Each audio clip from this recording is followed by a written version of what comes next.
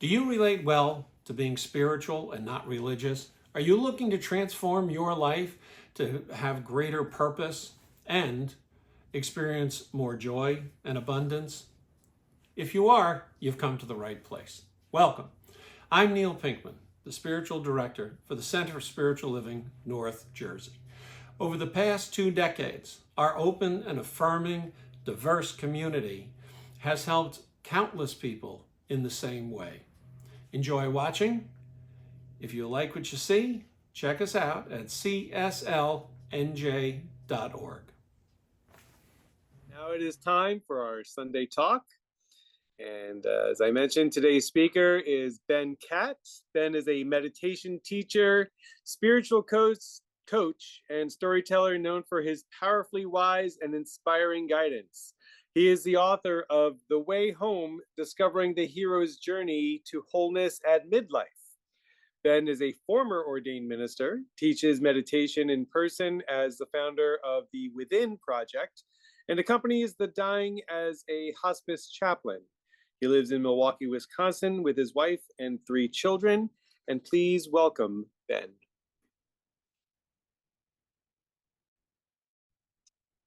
Good morning, everyone.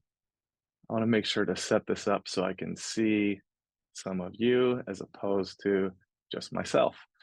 It's good to be with you all today. If most of you are in New Jersey, then you are an hour ahead of me. I'm here in Milwaukee, Wisconsin, and have just had a wonderful weekend. And I'm actually between visits from both my brother and his family, who lives in New Hampshire. And then today, some dear friends arriving from Seattle, Washington, where my wife, Cherie, and our 3 children lived for about 14 years before moving to this area in 2020.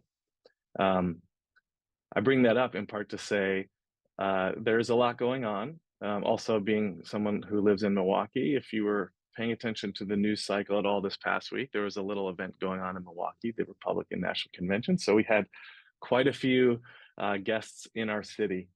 And I had a chance to check that out and just be present there, regardless of what side of the aisle you are on. I think we all agree that what we need is more peaceful, loving presence in all of these spaces. So when my nephew arrived yesterday with my brother, 2 my nephews, they drove from New Hampshire. And they, on their way, stopped at a place called Cedar Point, which is in Ohio, overlooking Lake Erie. It's a massive amusement park. Apparently, this amusement park has 3 or 4 of the most intense rides, at least in America, if not the world. As a father of 2 teenagers and 1 preteen, I have kids who are pretty into amusement parks, roller coasters, things like that right now. I've even chaperoned field trips, which I did for my son a couple of years ago. And I remember I got on the tallest roller coaster, and it had been about 20 years since I'd been on an extreme roller coaster. And right as we were going over the edge, I was thinking, what am I doing here? Is it too late to get off? Yes, it was too late to get off the ride. But I bring this up because today I'm going to talk about what has become my favorite. It hasn't always been this way, but what has become my favorite amusement park. Another way to put it, and this is one of my spiritual teachers who helped me arrive at this conclusion. He talked about it as something that is could be your favorite playground. And what is that I'm going to talk about? I'm going to talk about the unknown. The unknown. And I want to invite you, even if you're hearing that word unknown and immediately you're thinking, I don't like the unknown. Or you're thinking, maybe you're the kind of person who always says, you tell your partner, your friends and family, you don't like surprise parties, right? So don't ever surprise me. I want to invite you today just to consider that maybe the unknown or surprise has something to teach you. Because in fact, I think it is one of the greatest spiritual teachers and most formative realities of our life. I have not always been comfortable with the unknown. So I want to share a bit of a backstory. Um, this is some of what I cover in my book, which was mentioned, and I'll just show it here. It's The Way Home. Um, if I read from this at all today, I promise you will not be my own words. That feels a little odd, but it will be other wisdom teachers that I quote in the book because there's been so many voices that have informed my own personal journey and, of course, the thoughts that I'll be sharing with you today. But about 10 years ago, I was living in Seattle at the time. We had 3 young children, and I was what was called a church planter. I was a Christian pastor starting a new faith community. We're a handful of years into this community, and we also had started a community center in North Seattle along an old state highway, this old corridor, Aurora Avenue, lined with fast food joints and used car lots and vacant lots and rundown motels. And that community center was something through which we served many individuals dealing with homelessness, mental illness, um, substance addiction, women being exploited in prostitution. So a whole host of issues, and really all those folks dealing with immense trauma in their lives. It was very meaningful work, very fulfilling work, something I absolutely felt called to. And on one particular morning, this was late 2014, I went out for a jog, as I often did. And as is often the case in Seattle, there was a gentle rain falling. And I went from my house. I rounded a small lake called Green Lake, if any of you are familiar with the area. And then I began my journey back home. And usually what would happen is I would get to this hill. I'd sprint up this hill kind of aggressively, and then I'd get to the top, I'd turn the corner and charge home the last 10 blocks. It was a way to, begin my day with sort of an intense workout, feel strong, driven, focused, all those things. But on this particular day, I got to the top of the hill and I just stopped. Um, I pulled my blaring earbuds out of my ears as a voice welled up inside me. And what the voice said that morning was, if you don't have your heart, you have nothing. If you don't have your heart, you have nothing. And right away, I knew what that meant. Right away, I knew that this was an invitation, and it was not necessarily one that I was eager to receive. So I walked home. And I did not run home, and I was sweating and wet from the rain, and I just crawled into bed, and I wanted to hide in a hole because this invitation, what it fundamentally was an interruption. It was saying to me that the ways that I was moving through the world didn't work anymore, that there was irrelevant behavior or expired patterns of operating that had guided me, governed the way I live, but they would no longer serve me. On that day in particular, I knew that I was burned out. Okay. And so I knew something had to change. I was exhausted and overwhelmed from all the work and having young children and my wife in graduate school. But I also knew there was something deeper going on, and it would take years to peel back the layers and really discover that part of the reason I burned out that day was because I had an allegiance, as I think is common in our culture, but it was very prominent for me, an allegiance um, to achievement, to perfection, and to performing to please other people. Now, I could unpack this a lot more, but I'll say that part of the reason I didn't see that is because the line of work I was in as a pastor, as someone doing community development work, as someone coming alongside those on the margins, was work seen as virtuous by many. It was meaningful, like I said, it was impactful. And so it wasn't like I was trying to climb up some corporate ladder. I wasn't exhausting myself chasing after wealth or something. But still, I was playing that same game of achievement, perfection, performing for approval. That's the game I was playing. I was just playing it in my own way. And so what began on that day was I later realized, so it was, in a sense, it was a call to adventure. But many years later, after I had I had gone through, I'd left so many of these operating patterns behind, and I had come home to myself, and I was becoming attuned with my wholeness, accepting, as we said in the this affirmation today, accepting all the parts of myself, all the small ways I showed up that didn't serve me, but all, and all the best ways I showed up. After I looked back at that journey, I realized what it was. It was, while it was unique to me, um, it's a journey that people across time and place, across culture, across religious tradition, across all kinds of communities have embarked on. So it's a universal journey, just something I did in my own unique way. And one way to talk about this journey is the hero's journey. Now, most of you are probably familiar, maybe you've heard that term before. Hero's journey was a term coined by the 20th century mythologist Joseph Campbell. He looked at myths from across time and place, looked at religious and spiritual stories, and he saw this common storyline. He talked about it as the hero's journey, but it had three main movements. And one was the departure, leaving, as I talk about it, leaving the familiar. And then it was an initiation. It's the descent, and that is falling into the unknown.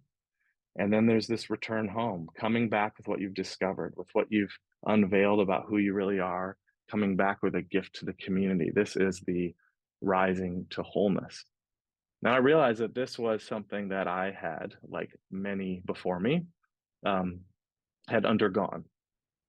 And, I could talk in detail about all the aspects, but the one I really want to focus in on today is the middle portion, because I would say in our society, in our world, in our communities, hearing say this idea of a heroic journey, of this grand adventure, of self-discovery, of self-realization, it's something that for many people it's attractive. We're drawn to it. We think we see, we hear the stories of others who've left something behind that no longer served them, and who've become tapped in or attuned to their true purpose.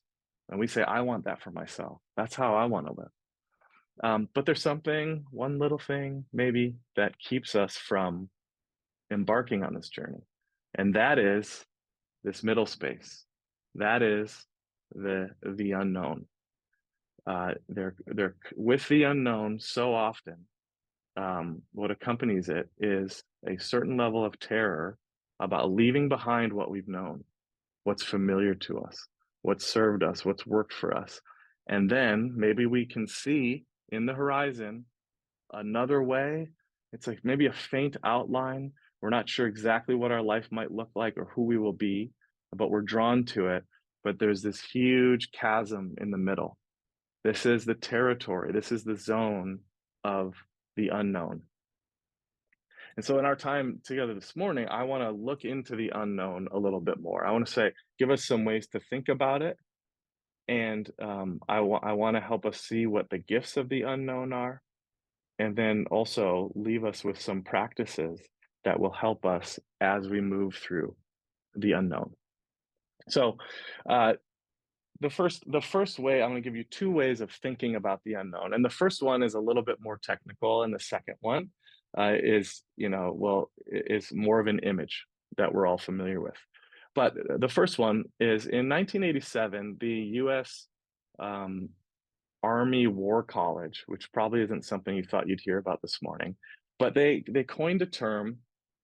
They came up with this concept to talk about the changing landscape of the world in those times. And it's 1987, so this is at the end of the Cold War. It's before the wall has come down in Berlin, but it's very aware that the way that the world has been operating is no longer the same.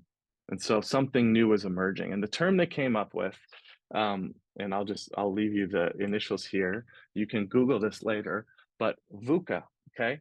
And there's 4 words here. If someone else wants to write them down as I share them, feel free to do that. I guess my message just went to Neil, but so we'll give another try of that. VUCA, okay? And I just very briefly gonna say what these are. The four are volatility, uncertainty, complexity, and ambiguity. Okay, volatility, characterizing a rapid and unpredictable rate of change. This realization that change didn't seem to happen as quickly before that time as they started to notice after that time. Uncertainty, that there's just a lot of unpredictability in events and issues, especially at a global scale. Complexity has to do with um, that the intertwined issues are intertwined, forces, dynamics are intertwined, and so it's harder to tell what is like the cause and what is the effect. I guess not so clear anymore. That's complexity. And ambiguity would be, it points to it, unclear realities, potential misunderstandings stemming from mixed messages. So that's 1987. I think we can look at our world today and we could relate to all of those. And actually, so that was being applied to a particular, specifically to global political and economic issues. But as we listen to those things, we could say this is relevant for a lot more. So actually different organizations have worked with this term as they're figuring out a way forward. But we could say right now, we look at the political landscape in our country, we could say we are living in VUCA times. We could look at being a former leader of a spiritual community, one who has studied these things, seeing the nature of change in religious and spiritual communities. We could look at these kind of communities and say they're filled with, we're asking these VUCA questions, filled with a lot of uncertainty right now about, we know that there's a huge need for these expressions of light and love in the world, and yet institutionally, organizationally, we're dealing with new challenges maybe we didn't have 50 years ago or even 10 years ago.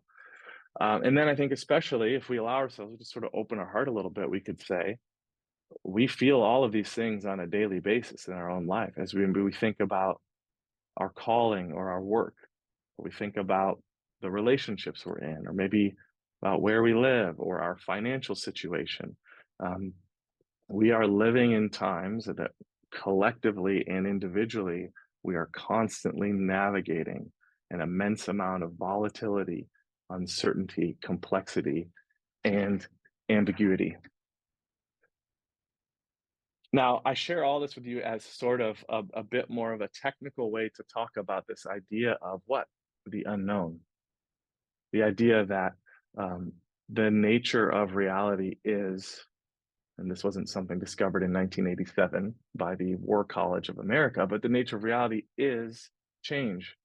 There's an underlying unchanging reality, and also there is here and now a dynamic, ever-changing world in which we live. So in many ways, to live and move through the world as a person, a human being, to think that change is foreign, and that would be a misconception. Okay, but still, we're very uncomfortable with the reality of the unknown. We often prefer, especially in our personal lives, we like stability, security, certainty, clarity. These are things that we often try to structure our lives around. And yet then comes the reality of the unknown, and we wonder, how do we deal with this? So VUCA is one way to think about the unknown. I want to leave us with another one we'll be very familiar with in terms of, as we think about different religious and spiritual traditions and stories and things like that. And that would be to think about the unknown as the darkness. Darkness. This does not mean this is something like evil or bad. What we're talking about, darkness, is this place of uncertainty, disorientation, perhaps even restlessness. The words of St. John of the Cross come to mind, right? Who coined the term the dark night of the soul. And that's what I found myself in after that early morning run. And I received that message, if you don't have your heart, you have nothing. I began a long journey of starting to shed some things that no longer serve me. I left roles, had to renegotiate relationships, and changes took place on the surface of my life. But ultimately, what had to happen is at a soul level, I had to shift my allegiance from ego that was focused on achievement and success and performance and approval to a soul centric way of being, which had a different form of allegiance, which was to spirit, to true self, to being grounded in that deepest, truest expression of who I am. But making that move, that's what the dark night of the soul is. We realize that all these things external to us, even some of our spiritual practices and things like that, things that have served us well, not just the bad stuff that's hurt or hindered us, these things no longer served us. And that's where we find ourselves, in a place where we're entirely disoriented. What worked no longer works. What served us no longer serves us. What animated us doesn't animate us anymore. And so we're left, in a sense, with not knowing where to go or even being able to locate ourselves. And just as the entire hero's journey is not something unique and original to any one of us who's going on this journey of spiritual transformation, the same is true for the darkness. We look at old stories and you'll see Jonah in the belly of the whale. We see Maui passing through the insides of a goddess.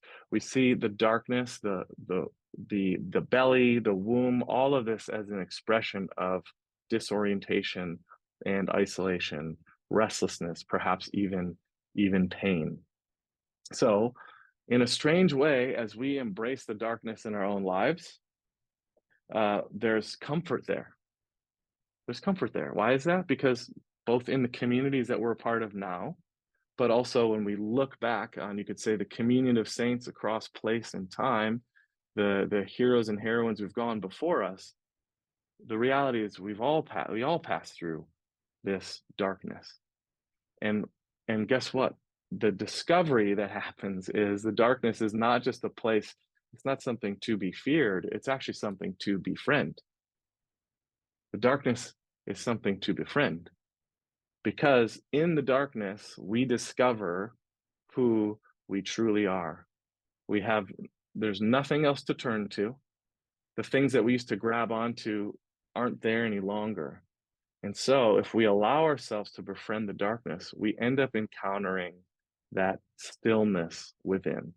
We access that deep, true stillness that when we are caught up on the activity of our daily lives, on the surface of our lives, and all these things changing, and we're reacting to the changes, we miss out on being attuned with that stillness. But when we acknowledge we're in the darkness, when we relinquish our self of control, when we let go of the myth that we should think we should know everything and think things shouldn't change, we then are able to receive the gift that is found in the darkness.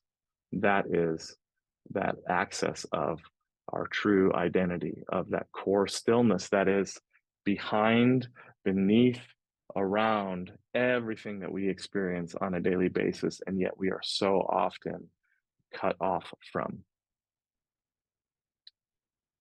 So there's two ways to think about the nature of the unknown. There's the VUCA, there's the darkness.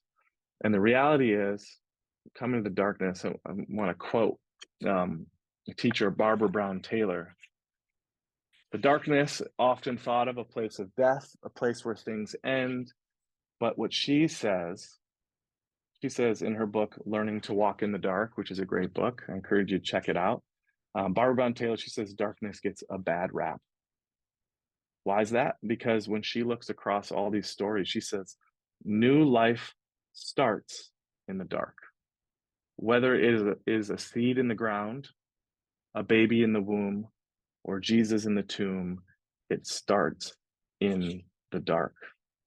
So this is something critical for us to remember when we feel like we are plunged in the darkness, is that it's not just the end. It may be the end of something, but it's also the place where new life emerges. Something else happens in the dark as that new life, another way to think about that new life emerging. is we are becoming people who no longer are, and this is a superpower, we're no longer externally referenced. We're no longer externally referenced. We become internally referenced.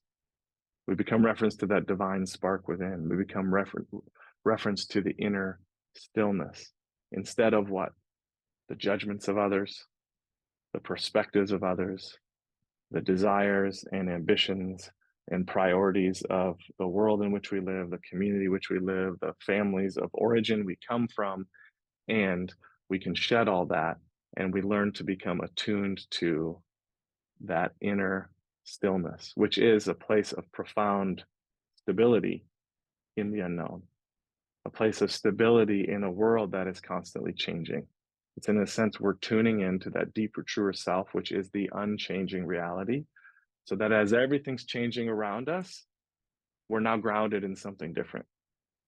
We are anchored in a different reality. We are more deeply rooted in what is true.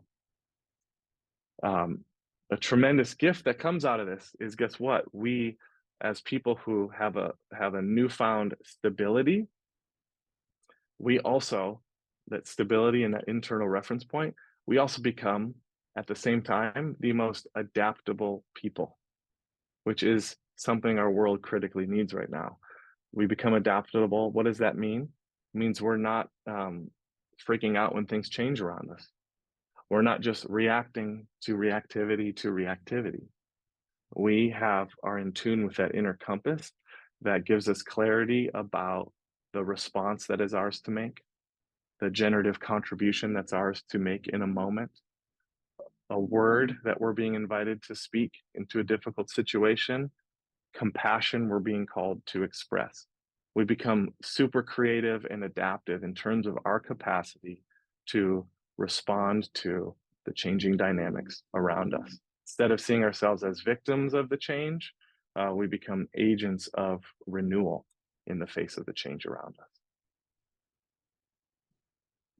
I want to, in closing here in the next couple minutes, I want to share a few practices for moving through the unknown, okay, or for befriending the darkness, befriending the unknown.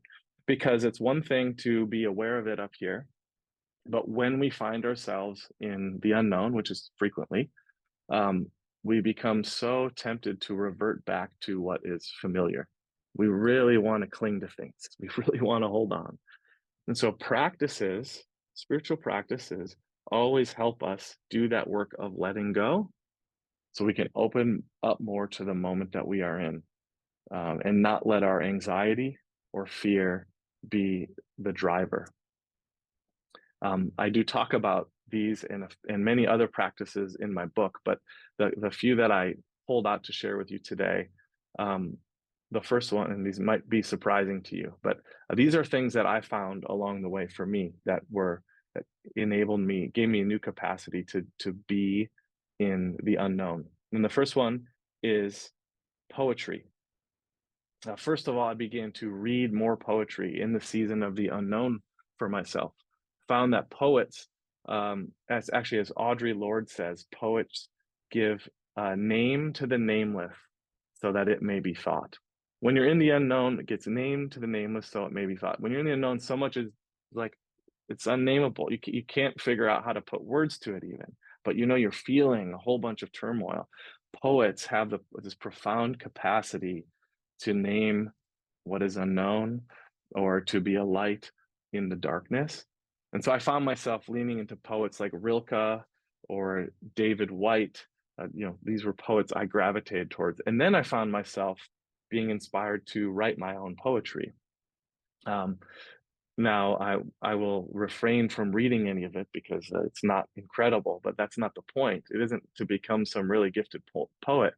The point is to give yourself space to allow the questions, perhaps the confusion, the disorientation, all that's within you, just to allow it to surface.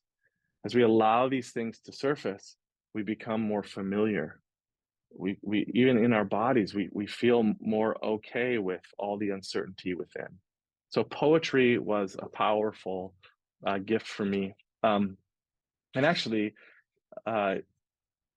to read something else, I want to expand beyond that, because poetry may not be your go-to way to express or be in the unknown. So the reality is actually any creative endeavor. So if you feel like you're in the unknown, one of the great ways to engage it is to start making something. And I want to read a line from Kurt Vonnegut, who you might remember as the author of satirical works like Slaughterhouse-Five. A high school class wrote him once, and they were asking him something about creativity, and this is what he said: practice any art, music, singing, dancing, acting, drawing, painting, sculpting, poetry, fiction, essays, reportage, no matter how well or badly, like me, not to get money and fame, but to experience becoming, to find out what's inside you, to make your soul grow. Again, remember, being in the unknown is not something to run away from. It's not something to neatly describe. It's an invitation to become, to grow, to find out what's inside of us. So maybe there's some practice you already have creatively. If not, there's a whole bunch of ideas there. The second one I want to share, if poetry sounds terrifying, this one might be, I don't know where it would fall on the scale for you, but there is an ancient practice across all religious traditions. We see it on Ramadan. We see it in the season of Lent in the Catholic community. We see it in plant medicine ceremonies in the Amazon rainforest. We see it in Jewish communities. This is the practice of fasting. Now, I'm not talking about some the latest diet trend or anything like that that's focused on physical alterations. We're talking about the spiritual practice of fasting, of which there are many varieties. It can be fasting from caffeine, or perhaps meat, or something that is a regular staple in your life. It's taking time. It could be reducing your eating to one meal a day. It could be a few days fasting. By the way, nothing I say is medical advice. You need to look into this stuff yourself. But fasting is a powerful spiritual tool that enables us in these moments of wanting to satiate our hunger, where we see an easy solution or answer for something. Instead, it is an invitation to go deeper, to quiet down, and to rely above all on divine presence rather than any quick, anxious solution we might have for some issue we're dealing with.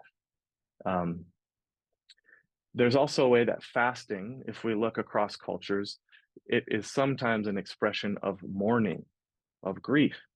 And so there's this other benefit of fasting, that when we're in the unknown, it is important also, though we know we need to leave behind this other part of ourselves. It's really important to come to terms with what we're having to let go and allow space to grieve the losses.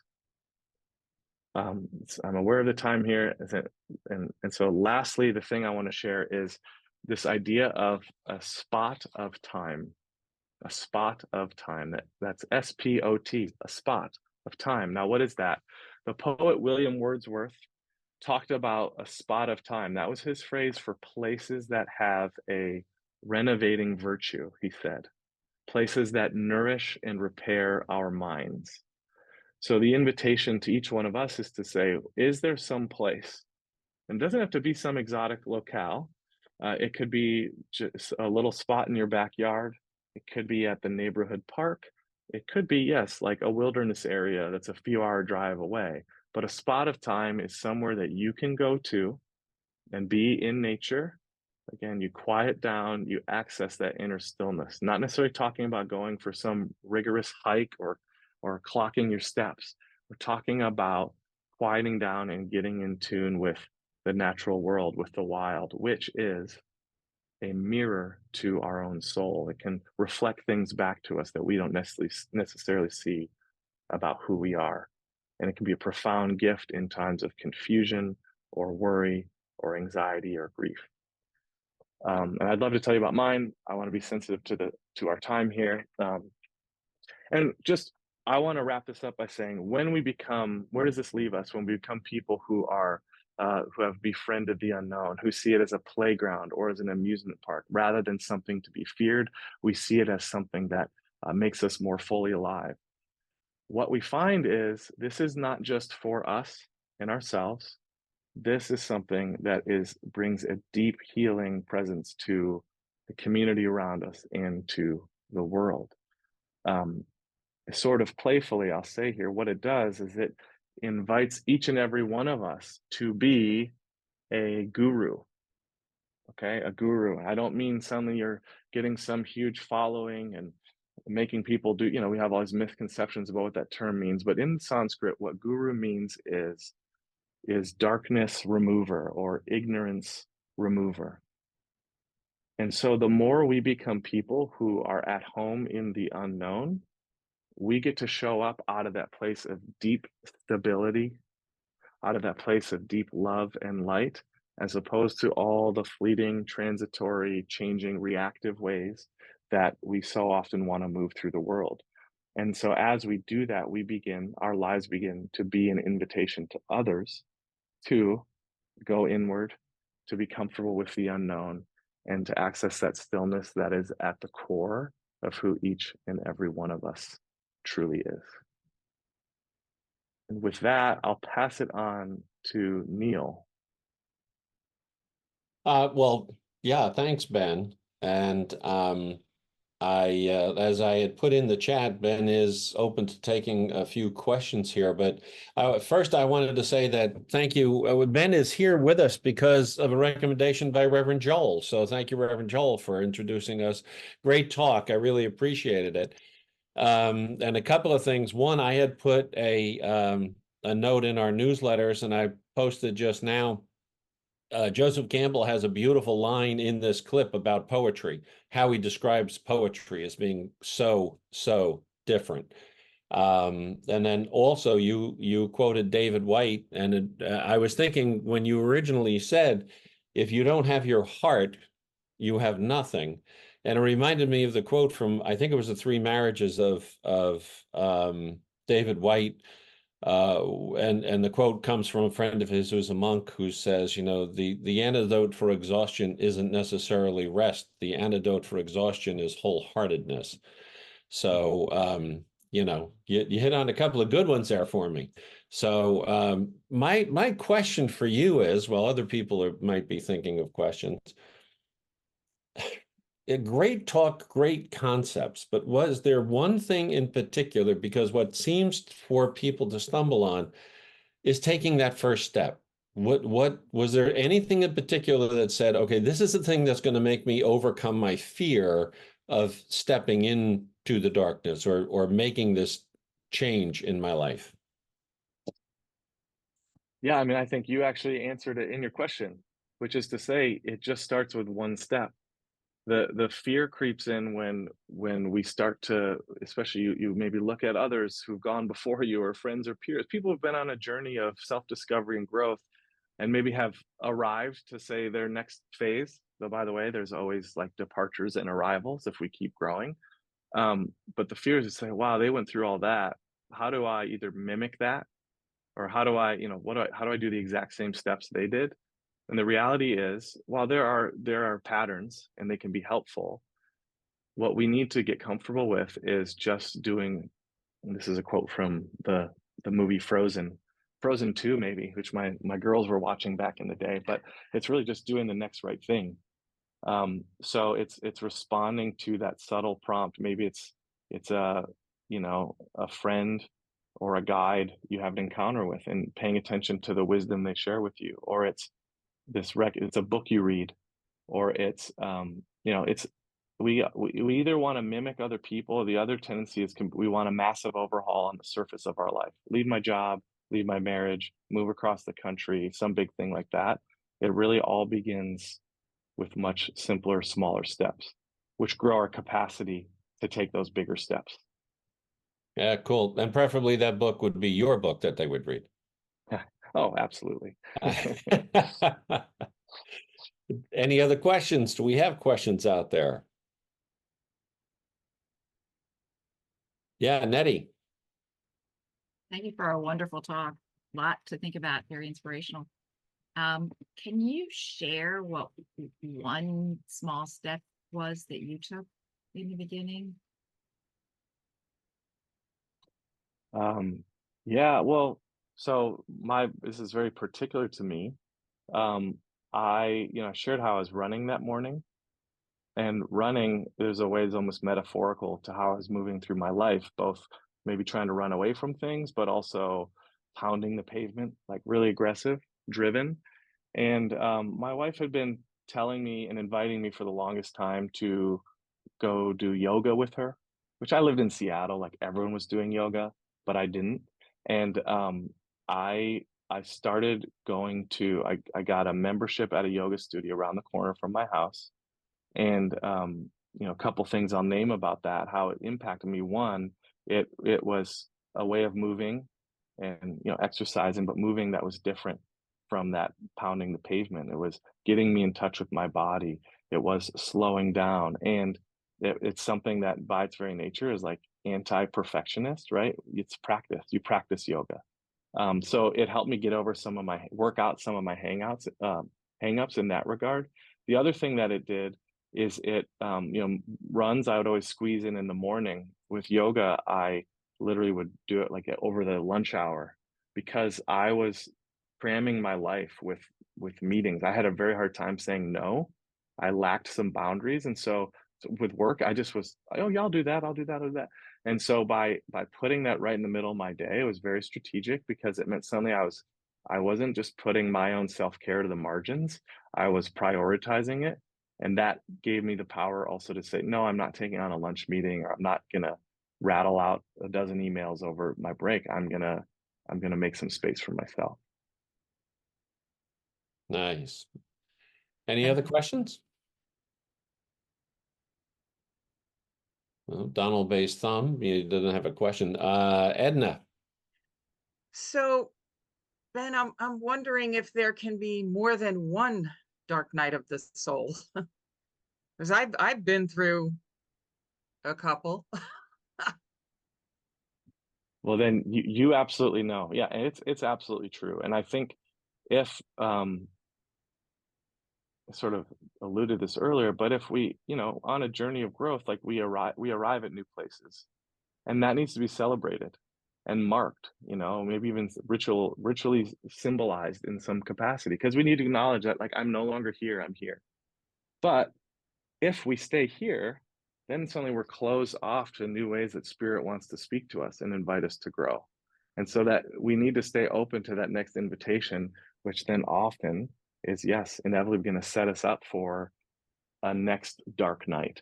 I do think with each version, we can become each iteration of our dark night of the soul, because we've been through one before, we can grow in our capacity to like know what we need to get the support we need we have new tools to navigate that maybe we didn't have last time. And also the tools can change with each version depending on where we're at in our lives. Nice. All right. Well, Ben, thank you. And right now, let's take this into treatment right now. Ah. So this word spoken today, I know, is spoken from that place of the one mind, and I am filled with gratitude for all that's been shared here today. But what I do know is that there is a power and a presence that is always there, that is always within, from that place deep within. And as we have heard here expressed today, that is from within that all takes place, not from the exterior in, but from the interior out. And what I know is that that knowing that power and that presence, that place is always within, is that place of complete safety, of complete trust, of complete confidence. That taking that step, knowing that whatever step is taken in whatever direction, while it might feel risky at the moment, is backed by the safety of this one mind, this deep within, knowing that place inside knows that all is good, always. And for this, I am enormously grateful, and I just enjoy being able to let go, to embrace the uncertain, to look at the unknown. Behind all of it, this wonderful, safe, secure place deep within that I can go to at any time, any place, anywhere, and know that as I move forward, that this one mind, God, this divine intelligence is always there to support me. So with all that knowing and wrapped in that gratitude, I release these words into that power and presence, the love and the law that always says yes and has said yes right here and right now in this moment. Please join me in saying, and so it is.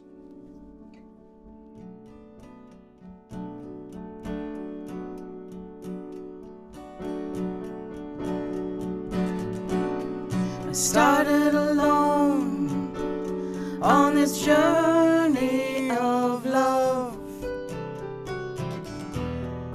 turning and turning around on the wheel.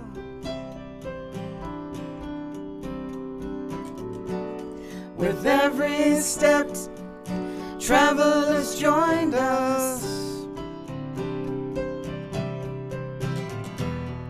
singing out what can't be concealed.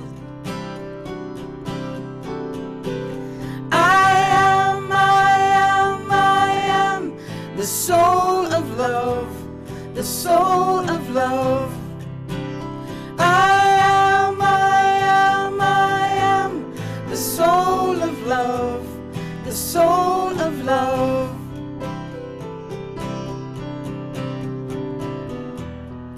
We are communing with the moon and the stars, but we have not reached the heart of our neighbor.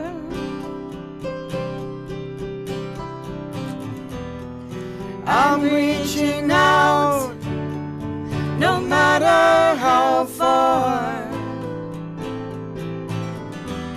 to offer relief from the pain of your labors.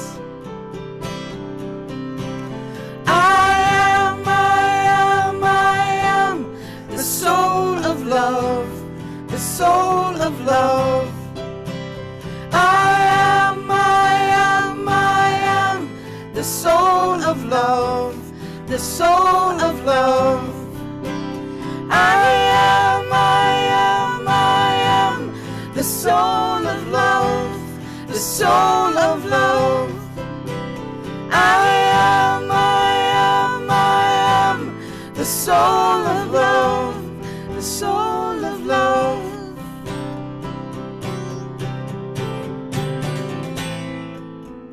Why dread the spread of darkness when your heart's on fire with endless light?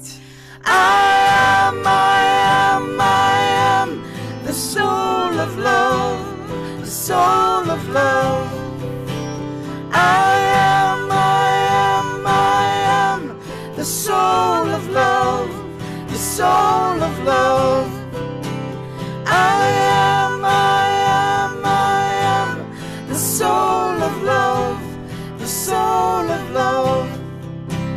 I am the soul of love, the soul of love. I am the soul of love, the soul of love. I am the soul of love, the soul of love. At the Center for Spiritual Living North Jersey, we believe in empowering individuals to discover their inner strength and their connection to divine life. Through our supportive community, transformative workshops, and uplifting services, we provide a safe space for personal growth and spiritual exploration. Whether you're seeking clarity, healing, or a deeper understanding of life's mysteries, our center offers practical tools and timeless wisdom to help you thrive. Join us in creating a more diverse, compassionate, and kind world. Your world, the way you want to create it.